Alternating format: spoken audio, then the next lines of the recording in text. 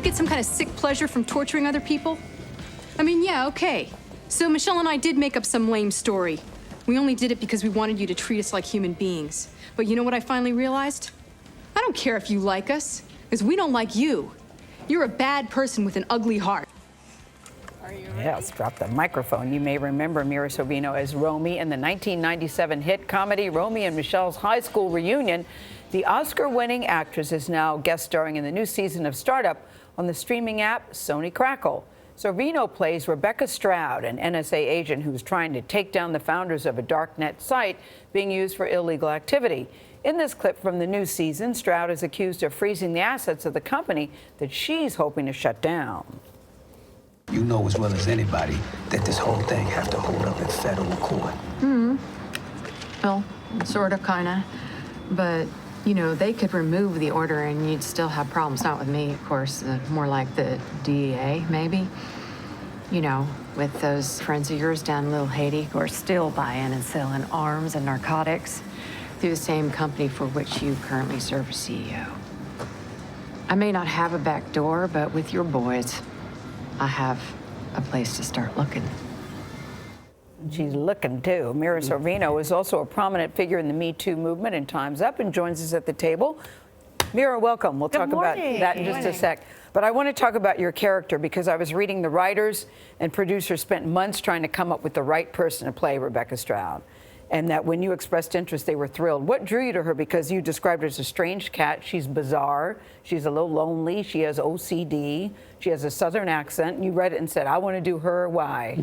Well, because first of all, the first 2 seasons of Startup are extraordinary. It is such a compelling, amazing show. So it was already a tried and true seaworthy vessel. Like when you watch it, you are just sucked in.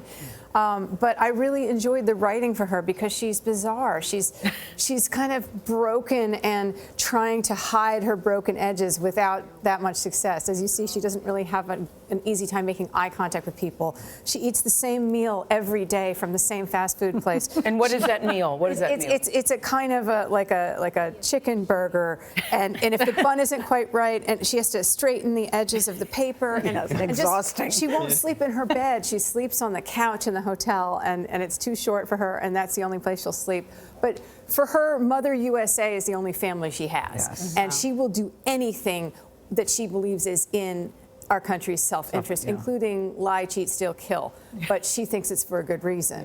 And she's actually approaching ArachNet, the dark web internet service that the characters provide on this show, asking them to open their doors so that the NSA can look for people who have sold chemical weapons on their dark web. And they don't want to let me because they have this, you know, that's the whole point, is the agnosticism. No one gets to know what you're doing, no oversight, no hacking. But it's all, in her mind, the greater good of the country. Well, it's to prevent something very terrible. And as the story goes along, the characters have this moral conundrum. Do we change our philosophy to potentially prevent something like another 9/11? When you have an OCD character like that, did you go and eat the same chicken for 5 days in a row? Or do you even like chicken? No, I'm vegetarian. It was chicken, like that, you know, the fake chicken. Right. Yeah. But you also can't eat a lot in the scenes because if you take lots of bites in one take, and then you've got to do them every single take until it's over, and then you're very full. Yeah. And many of the plot line is ripped from the headlines, right? Yes. Well, you know, it's all about internet privacy and hacking and how much does the government or other people know about you through your online habits. And, you know, this story promises, you know, the service promises you complete anonymity. Of course, it draws criminals to work on it.